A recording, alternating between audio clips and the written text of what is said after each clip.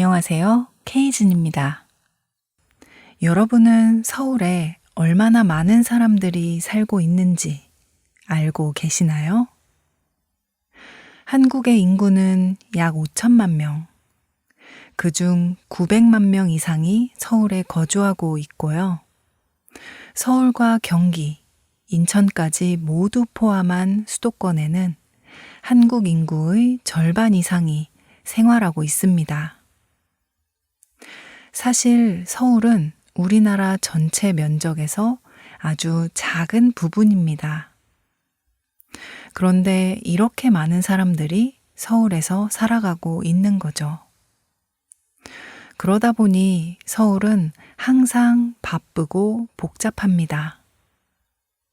그게 활기차게 느껴질 때도 있지만 오랫동안 서울에 살다 보면 지칠 때도 있어요. 하지만 여전히 지금도 사람들은 서울에서 살고 싶어 합니다. 오늘은 그 이유가 무엇인지 이야기해 볼 건데요. 먼저 서울의 하루가 어떻게 돌아가는지 한번 살펴볼게요.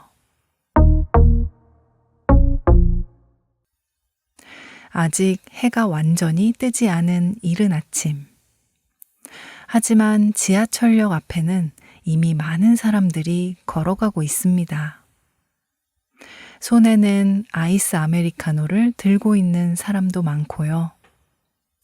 대부분 이어폰을 낀 채 빠르게 걷고 있습니다. 어떤 사람들은 휴대폰을 보면서 계단을 오르내리고 또 어떤 사람들은 버스를 놓칠까봐 급하게 뛰어가기도 하죠. 저는 아주 가끔 오전 일정이 생기면 서울의 이른 아침 풍경을 마주할 때가 있는데요. 그때마다 깜짝 놀랍니다. 아직 해도 다 뜨지 않은 아침부터 생각보다 많은 사람들이 벌써 하루를 시작하고 있거든요.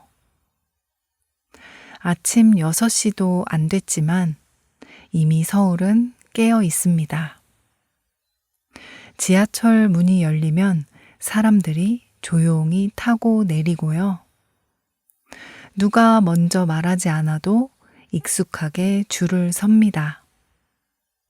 나보다 더 바쁜 사람들을 위해 한쪽으로 비켜서 주기도 하고 누군가는 아침부터 빠른 걸음을 걷기도 합니다. 서로의 리듬은 다르지만 각자 자기 갈 길을 가는 거예요.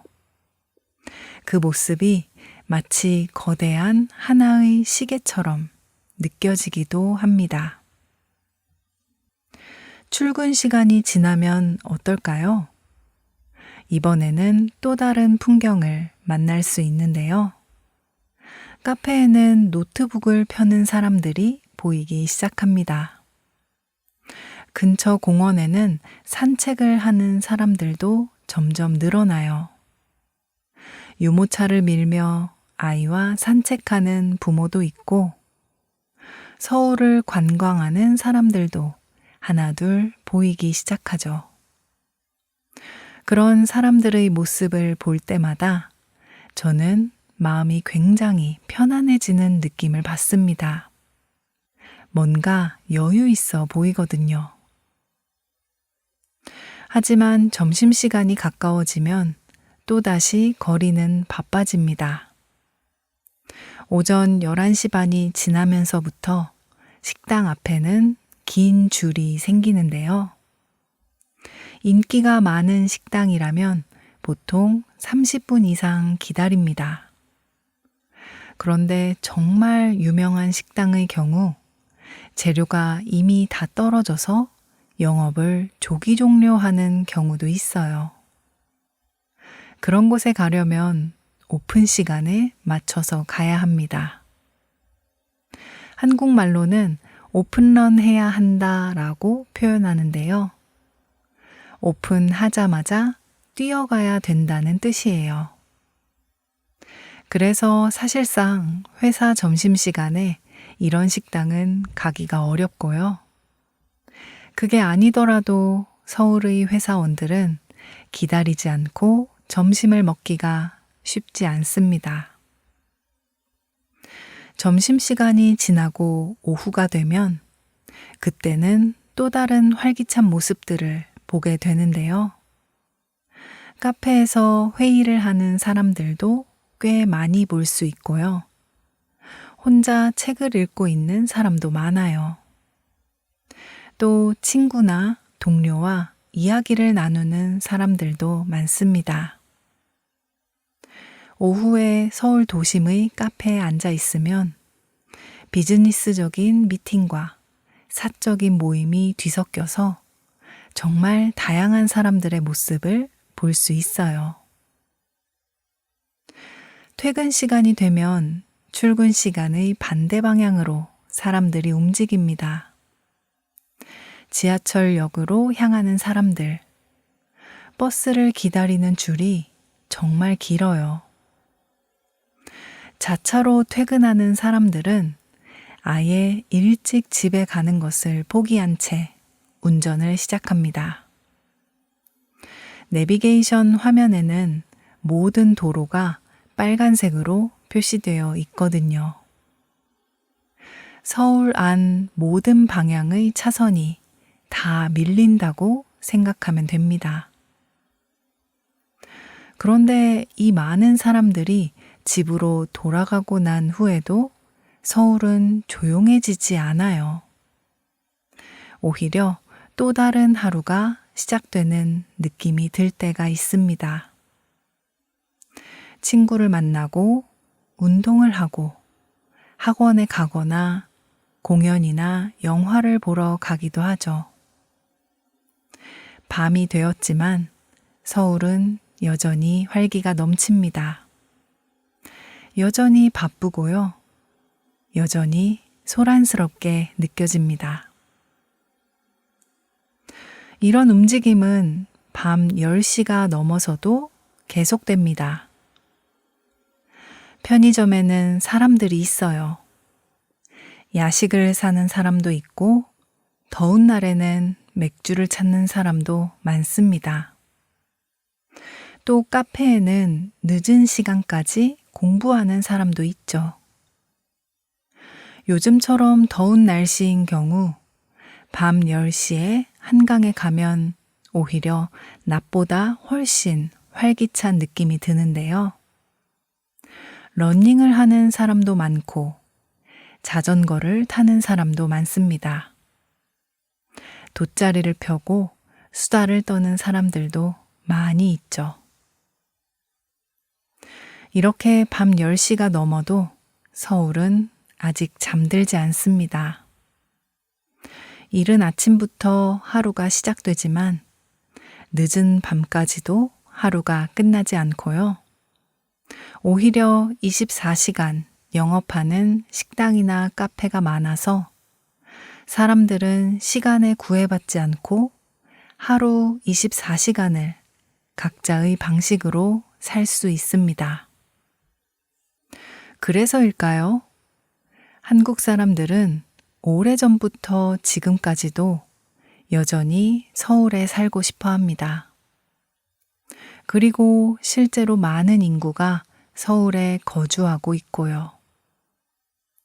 사실 그 때문에 교통체증이나 집값의 상승 등 많은 문제들이 점점 심각하게 발생하고 있고 어딜 가나 사람들이 많아서 복잡합니다. 그래서 저는 가끔 서울을 떠나 조용한 곳에서 살아보고 싶다는 생각을 합니다.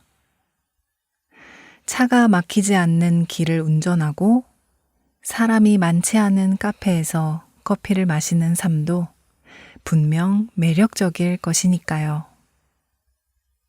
그런데 며칠 동안 다른 지역에서 시간을 보내고 다시 서울로 돌아오면 이상하게도 마음이 편안해질 때가 있습니다. 익숙한 지하철역, 익숙한 거리, 늦은 시간에도 불이 켜져 있는 가게, 언제든 갈 수 있는 병원과 서점 등등.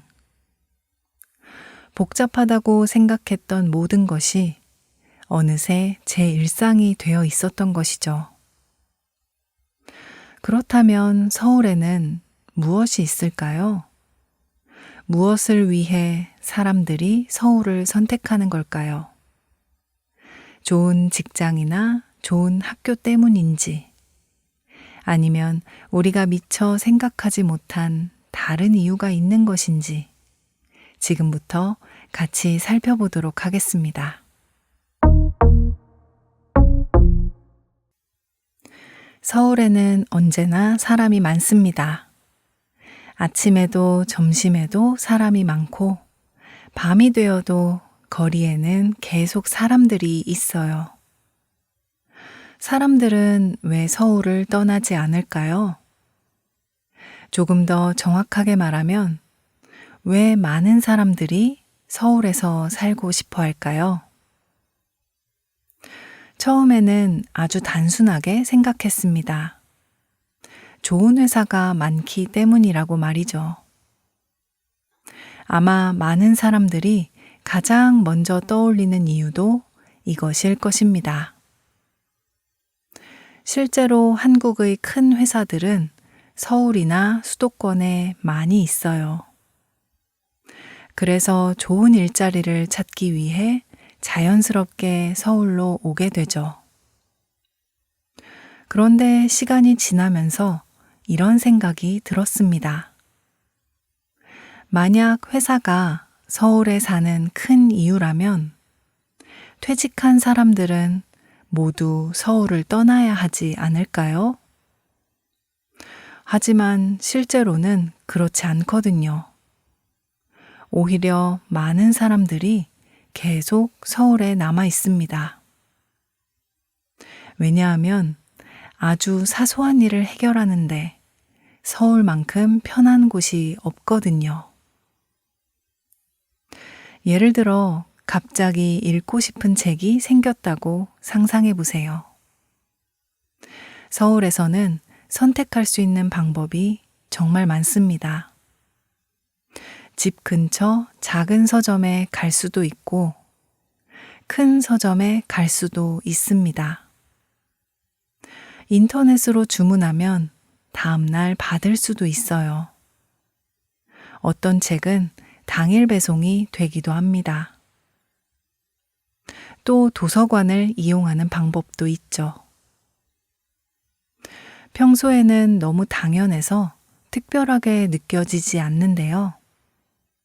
다른 지역에서 며칠 지내다 보면 서울에서는 얼마나 편하게 살 수 있는지 새삼 느끼게 됩니다. 식당도 비슷합니다. 오늘은 국수를 먹고 싶을 수도 있고, 내일은 태국 음식이 먹고 싶을 수도 있어요. 갑자기 멕시코 음식이 궁금해질 수도 있고, 늦은 밤에 따뜻한 국밥이 생각날 수도 있습니다. 서울에서는 이런 생각이 들면 대부분 바로 갈 수 있습니다.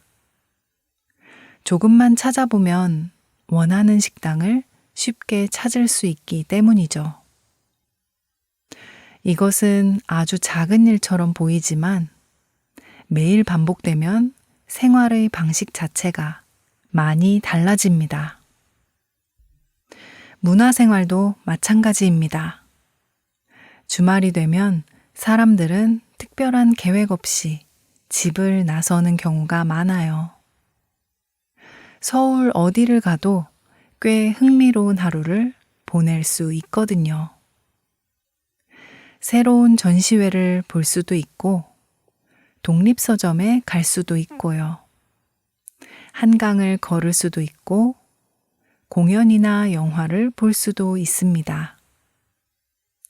작은 소품샵에서 독특한 아이템을 쇼핑할 수도 있고, 조용한 카페에서 책을 읽을 수도 있죠.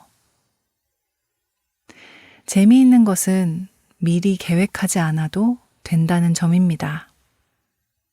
어딜 가도 할 수 있는 것이 많거든요.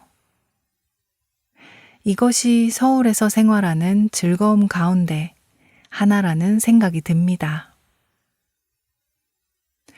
그리고 어쩌면 가장 큰 이유일 수도 있는 것, 바로 병원인데요.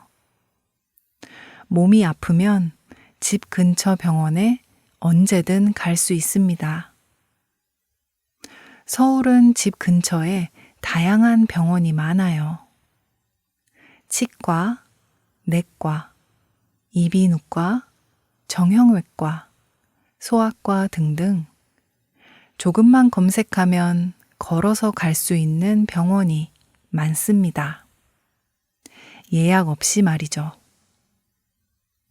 게다가 더 자세한 검사가 필요하면 큰 병원을 예약하는 것도 가능해요. 약국도 늦게까지 문을 여는 곳이 있습니다. 심지어 급한 경우 24시간 열려 있는 약국도 찾을 수 있어요.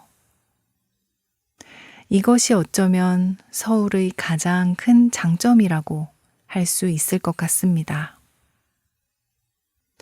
우리는 보통 특별한 것을 행복이라고 생각합니다. 하지만 사실은 필요한 것이 가까이에 있는 것, 그것이 생각보다 큰 행복일지도 모릅니다. 서울에서는 많은 사람들이 이런 편리함에 익숙해져 있습니다. 그래서 서울을 떠나기 쉽지 않은 것 같아요. 얼마 전 통계를 보니 국내 대기업 본사의 대부분이 수도권에 모여 있고 주요 문화시설과 공연장도 서울에 집중되어 있다는 내용을 읽었습니다. 이런 자료를 보면 사람들이 왜 서울로 오는지 알 수 있죠. 그런데 이렇게 생활의 편리함만으로 설명하기엔 사람들이 서울을 좋아하는 이유를 완전히 이해하기 어렵습니다. 왜냐하면 부산이나 광주, 대전 등등 서울이 아니어도 부족하지 않게 살 수 있는 다른 도시도 있거든요. 그럼에도 불구하고 서울에 오고 싶어 하는 이유는 뭘까요?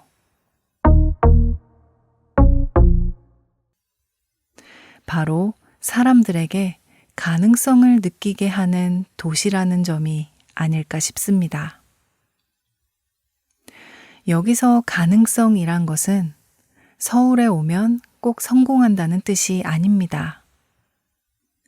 다만 새로운 기회를 만나서 성공할 수 있는 가능성이 좀 더 커진다고 사람들이 느끼는 것이죠. 새로운 회사를 만날 수도 있고, 새로운 친구를 만날 수도 있고, 우연히 좋은 전시회를 볼 수도 있고, 좋은 선생님을 만날 수도 있습니다. 사실 이런 작은 우연들이 쌓이면서 삶이 조금씩 바뀌기도 해요. 그리고 이런 가능성은 교육이라는 분야에서 특히 중요하게 작용합니다. 한국의 교육열이 얼마나 높은지 다들 잘 알고 계실 겁니다. 특히 학원이라는 시스템이 한국에서는 꽤 중요하게 작동되고 있죠. 그런데 소위 잘 가르친다는 학원의 90%는 서울에 몰려 있습니다. 그것도 강남이라는 지역에 거의 몰려 있는데요. 이런 이유로 아이가 있는 집은 더욱더 서울을 원하는 경우가 많습니다. 한국에서 공부하기 위해 필요한 모든 시스템이 서울에 몰려 있기 때문이에요. 이런 이유로 사람들이 계속 서울로 몰리지만 사실 서울이 모두에게 행복한 도시는 아닙니다. 사람이 많은 만큼 경쟁도 많고 집값도 비싸고 출퇴근도 힘듭니다. 어디를 가도 줄을 서야 하고 조용한 시간을 보내기도 쉽지 않아요. 그래서 어떤 사람은 서울을 좋아하고 어떤 사람은 서울을 떠나고 싶어 합니다. 두 생각 모두 충분히 이해돼요. 저도 복잡한 거리를 걸으며 피곤함을 느낄 때가 있거든요. 하지만 이상하게도 며칠 동안 서울을 떠나 있다가 다시 돌아오면 익숙한 풍경을 보며 안도감을 느낍니다.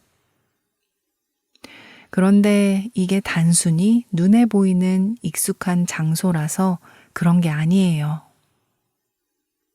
혹시 나에게 무슨 일이 생겨도 서울에서는 어떻게든 해결할 수 있는 방법이 있다는 믿음. 거기서 안도감을 느끼게 되는 것입니다. 아마도 회사, 학교는 물론이고 병원이나 여러 가지 편의시설들이 많이 있기 때문이겠죠. 하지만 서울이 처음부터 특별했던 건 아닙니다. 오랜 시간 동안 여러 선택이 쌓여 만들어진 도시거든요. 그렇다면 과거의 한국에서는 어떤 일이 있었기에 서울이 지금과 같은 모습이 되었을까요?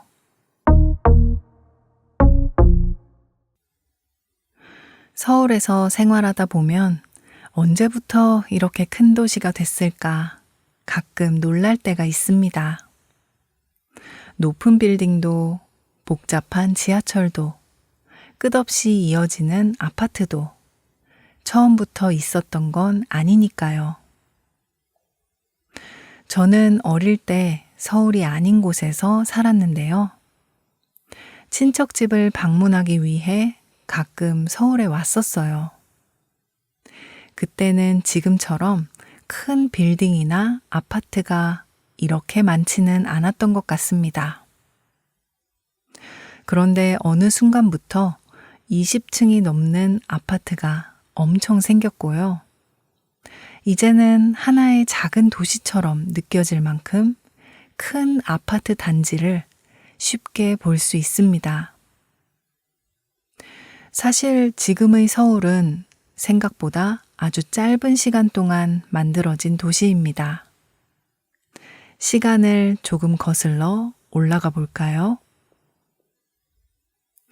1970년대의 서울이라고 하면 많은 사람들이 서울역을 가장 먼저 떠올립니다. 왜냐하면 서울역에는 매일 많은 사람들이 도착했거든요. 여행을 온 사람들이 아니고요. 새로운 삶을 시작하기 위해 지방에서 서울로 온 사람들이었습니다. 그 사람들 가운데는 공장에서 일하기 위해 올라온 사람도 있었고, 일자리를 구하기 위해 올라온 사람도 있었죠. 또 가족과 함께 살기 위해 고향을 떠나 서울로 온 사람도 있었습니다.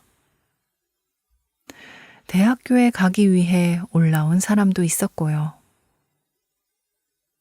그 당시에는 서울에 가면 일자리가 있다는 말이 많은 사람들에게 희망처럼 들렸다고 합니다.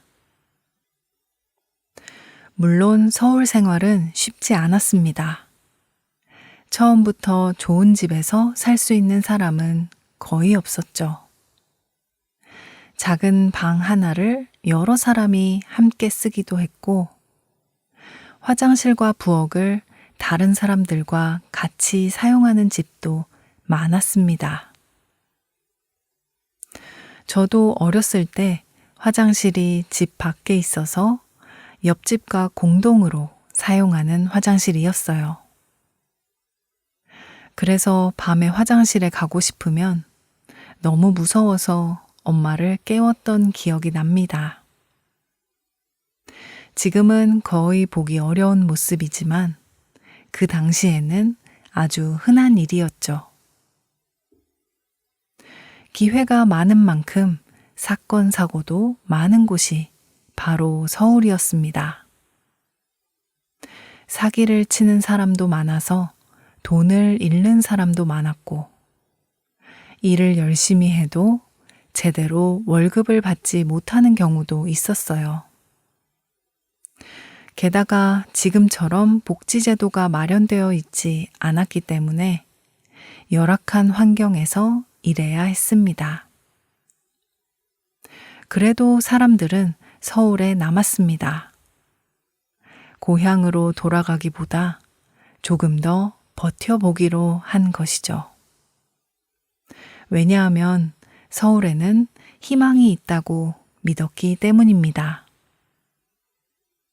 그 무렵 한국은 빠르게 변하기 시작했습니다.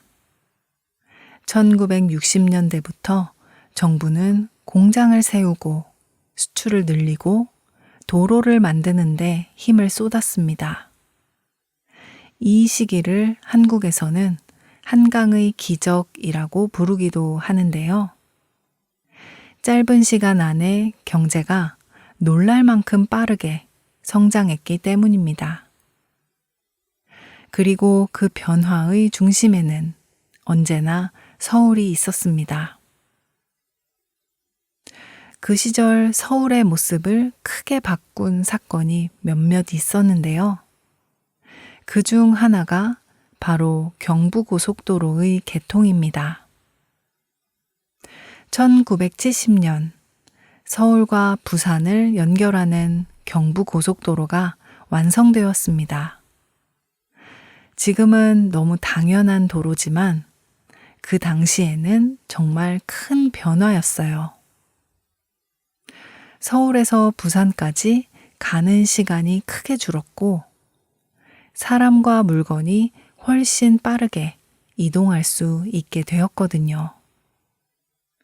기업들도 더 쉽게 물건을 옮길 수 있었고 덕분에 경제도 빠르게 성장하기 시작했습니다. 그리고 서울은 전국을 연결하는 중심 도시가 되어갔죠. 혹시 여러분은 강남에 가본 적이 있으신가요? 요즘 강남은 한국에서 가장 유명한 지역 가운데 하나인데요. 높은 빌딩이 많고 회사도 많고 학원도 많습니다. 비싼 아파트도 많아요. 하지만 5, 60년 전 강남은 지금과 전혀 다른 곳이었습니다. 논과 밭이 많았고 사람도 지금처럼 많지 않았습니다.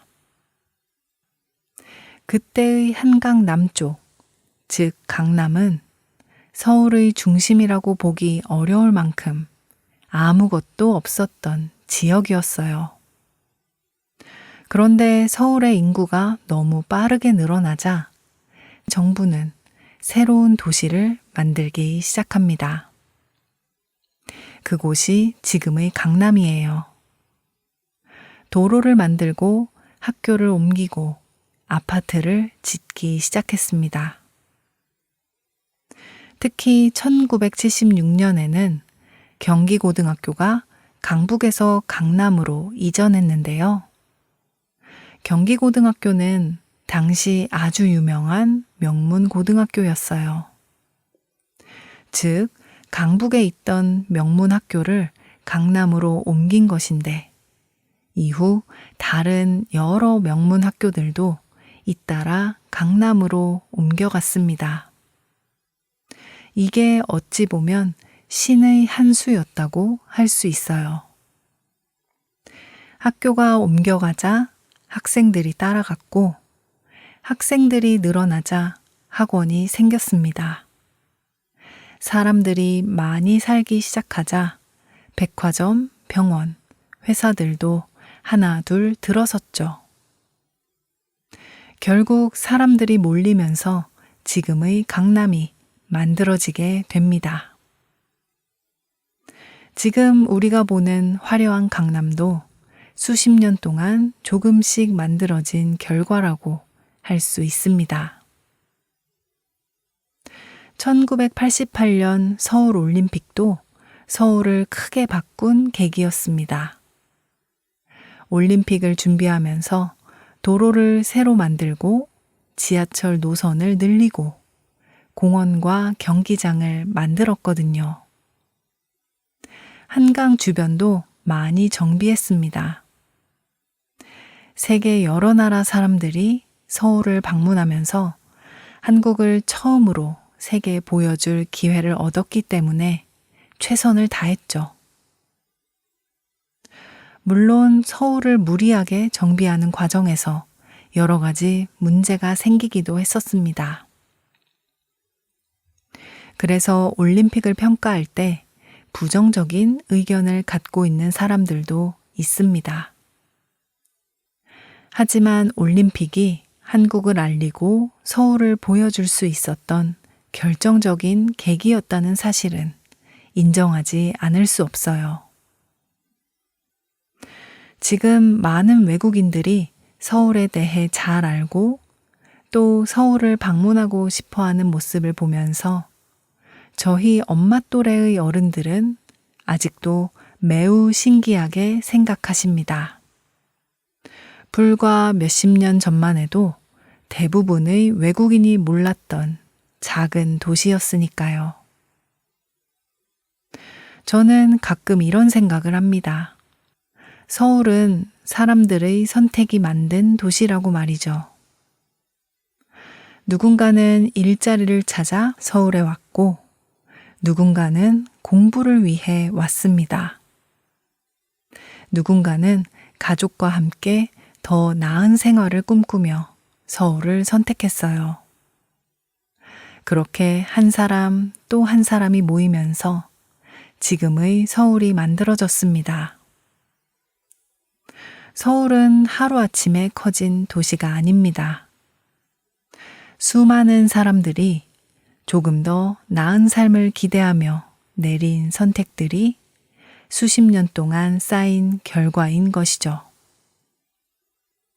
하지만 그렇게 계속 사람들이 모이다 보니 이제는 또 다른 문제가 생기기 시작했습니다. 서울은 점점 더 편리해졌지만 그만큼 집값은 높아지고 출퇴근 시간은 길어졌으며 사람들은 더 많은 경쟁 속에서 살아가게 되었습니다. 지금의 서울은 여전히 사람들을 끌어들이는 매력적인 도시지만 동시에 사람들을 가장 힘들게 하는 도시이기도 합니다. 사람들은 왜 이런 어려움을 알면서도 계속 서울을 선택할까요? 서울은 참 편리한 도시입니다. 필요한 것이 있으면 대부분 가까운 곳에서 해결할 수 있죠. 늦은 밤에도 문을 연 편의점이 있고 새벽까지 운영하는 음식점도 있습니다. 병원도 많고 지하철도 늦게까지 다니죠. 또 주말에 갑자기 공연이 보고 싶어져도 선택할 수 있는 공연장이 많습니다. 저는 20살 때부터 서울에 살았는데요. 처음 서울에 살기 시작했을 때 이런 점이 참 좋았습니다. 언제든지 편하게 택시를 이용할 수 있었고, 갑자기 계획이 어긋나도 다른 선택을 할 수 있어서 좋았어요. 그만큼 서울에서는 대부분 해결할 수 있었습니다. 그게 무엇이든 말이죠. 그래서 20살의 저는 서울이 참 편리하고 멋진 도시라고 생각했습니다. 그런데 시간이 지날수록 다른 생각도 하게 됐어요. 서울은 많은 것을 주지만 그만큼 많은 것을 요구하는 도시였기 때문이죠. 지금 사람들이 서울에 살면서 가장 힘들어하는 것 중 하나는 바로 집입니다. 서울에 사는 사람이라면 아마 한 번쯤은 집 이야기를 해본 적이 있을 거예요. 친구들을 만나도 집값 이야기, 전셋값 이야기, 월세 이야기가 자주 나옵니다. 예전에는 맛있는 음식이나 여행 이야기를 많이 했는데 어느 순간부터 집 이야기가 더 많아졌습니다. 그만큼 서울에서 집을 구하는 일은 지금도 많은 사람들의 큰 고민거리예요. 가끔 강남에서 부동산 앞을 지나가다가 창문에 붙어 있는 가격을 보면요. 정말 놀랄 때가 많습니다. 정말 이렇게 비싸다고? 하는 생각이 들기도 하죠. 신문을 보면 서울 아파트의 평균 가격이 많은 사람들의 연봉보다 훨씬 높은 수준이라는 기사를 자주 볼 수 있어요. 그래서 젊은 사람들 사이에서는 평생 열심히 일해도 서울에 집을 사기 어렵다는 이야기가 자주 나옵니다. 이 문제는 이제 개인의 고민이 아니라 한국 사회 전체가 함께 고민하는 문제가 되었어요. 그만큼 심각하다는 뜻이죠. 출퇴근길의 교통체증도 마찬가지입니다. 서울에서 회사를 다니는 사람들 가운데는 왕복 2시간 이상을 이동하는 사람도 많은데요. 아침 일찍 집을 나와 지하철을 2-3번 갈아타고 회사에 갑니다. 그리고 저녁이 되면 다시 같은 길을 돌아오죠.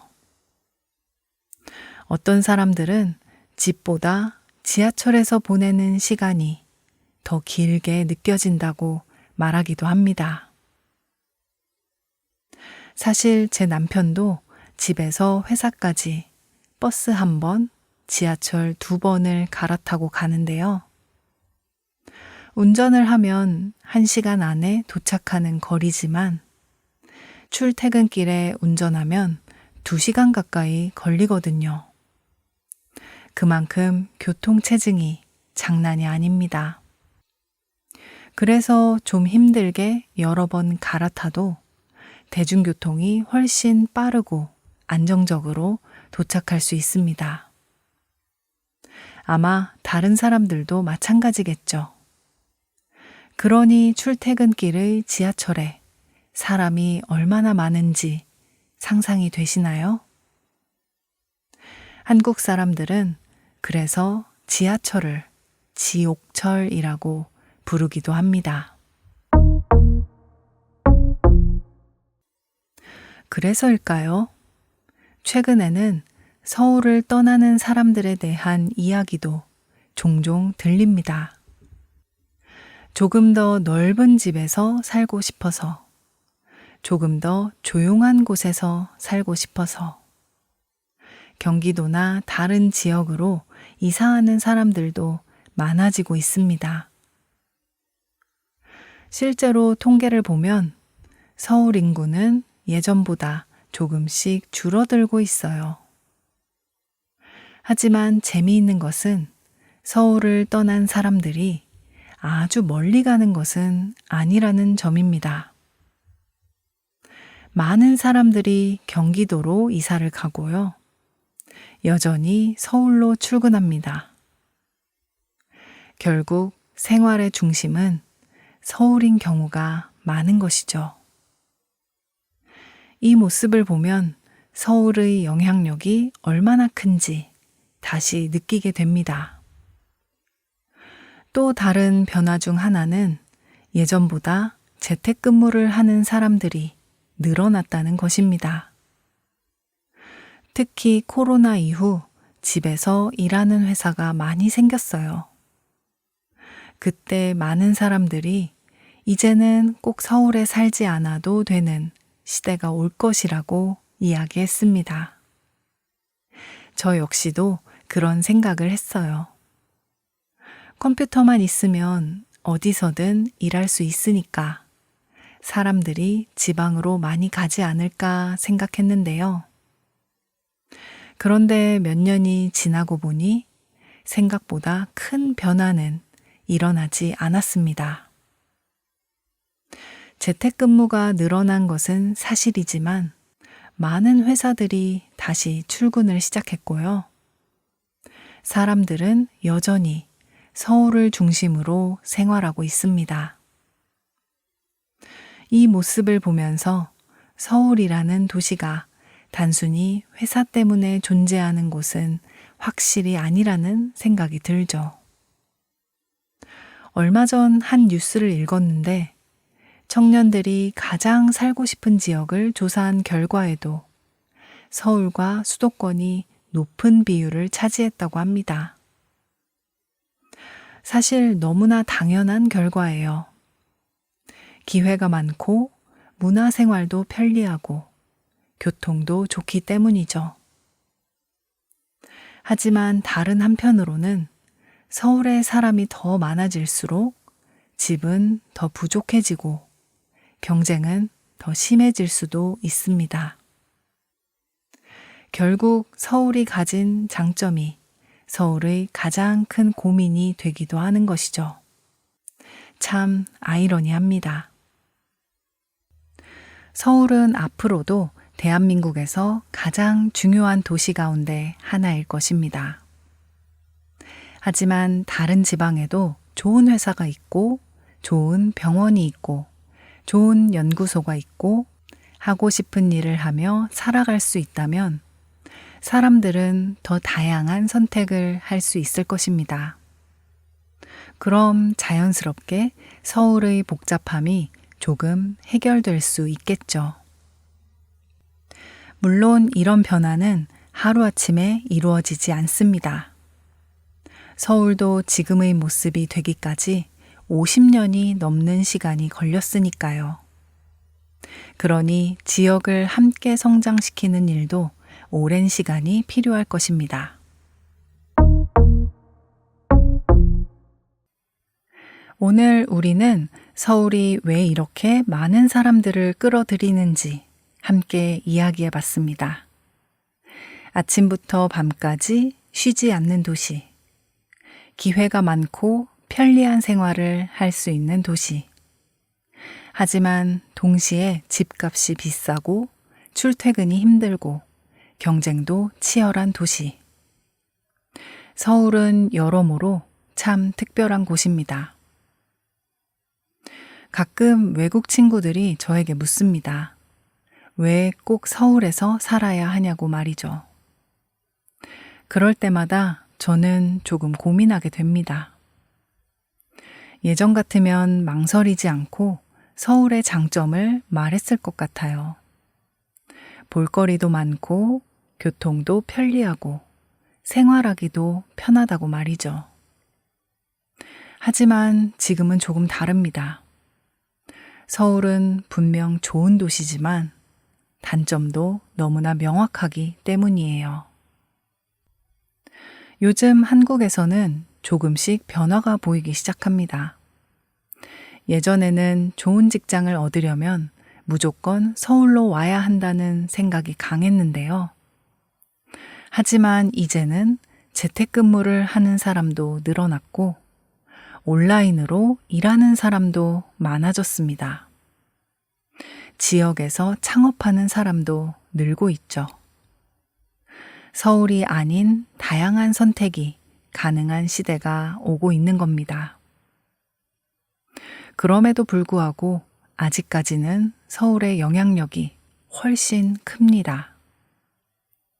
하지만 라이프 스타일의 다양한 변화가 앞으로 많은 도시들의 변화로 이어질 거라 저는 생각해요. 게다가 요즘 젊은 사람들의 생각도 조금씩 달라지고 있습니다. 예전에는 서울에 사는 것 자체가 성공한 것이라고 생각하는 경우가 많았는데요. 하지만 지금은 퇴근 후의 삶, 가족과 함께 보내는 시간, 일상을 천천히 살아가는 삶의 중요성을 사람들이 인정하기 시작했습니다. 어디에 살고 있는지보다 어떻게 살고 있는지 거기에 집중하는 것이죠. 한국 사회는 정말 빠르게 성장했습니다. 짧은 시간 안에 경제도 발전했고 도시도 커졌죠. 그리고 서울은 그 변화의 중심에 있었습니다. 하지만 이제는 단순히 더 빠르게 성장하는 것보다 어떻게 더 잘 살아갈 것인가를 고민하는 시대가 된 것 같습니다. 저도 서울에서 오래 살았고 또 이 도시를 참 좋아하는데요. 늦은 밤에도 불이 켜진 거리, 언제든 갈 수 있는 식당, 한강을 따라 걷는 사람들, 사계절마다 달라지는 풍경.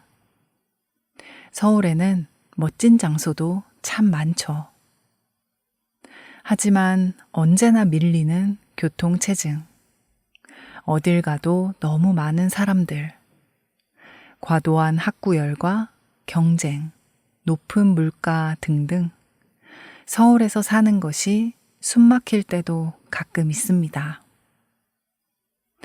만약 다른 도시의 인프라가 서울만큼 갖춰진다면 아이들이 안전하고 편하게 학교를 다닐 수 있다면, 그리고 서울이 아니어도 직장과 일을 하는데 문제가 없다면 저는 서울을 떠나 다른 곳에서 살고 싶은 생각도 있습니다.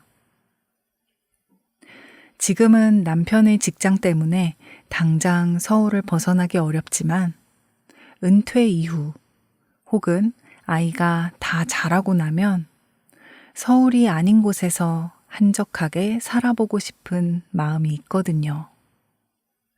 그래서 누구보다도 바랍니다. 서울이 아니어도 매력이 있는 도시가 많이 생겨나서 사람들이 더 다양한 삶을 선택할 수 있길 말이죠. 여러 도시가 각자의 정답이 될 수 있는 한국이 되었으면 좋겠습니다. 오늘은 서울이라는 도시를 통해 한국 사회의 모습을 함께 이야기해 보았습니다. 만약 여러분이 한국에서 살아야 한다면 어떤 도시를 선택하고 싶으신가요? 서울처럼 언제나 활기찬 도시에서 살아보고 싶으신가요? 아니면 조금 느리지만 조용하고 여유로운 소도시에서 살아보고 싶으신가요? 여러분 나라에도 사람들이 한 도시로 많이 모이는 현상이 있나요? 있다면 그 이유는 무엇인가요? 댓글로 여러분의 이야기도 꼭 들려주세요. 오늘도 함께 해주셔서 정말 감사합니다. 다음 에피소드에서는 또 다른 흥미로운 주제로 찾아오겠습니다. 지금 케이진의 한국어 팟캐스트 멤버십에 가입하시면 멤버십 전용 영상을 보실 수 있고 한국어 스크립트와 심화 학습 가이드 PDF 파일도 무료로 다운받으실 수 있습니다. 아래 링크를 통해 확인해 주세요. 여러분의 적극적인 참여와 관심, 응원에 항상 감사드립니다. 지금까지 케이진이었습니다. 다음에 또 만나요. 안녕.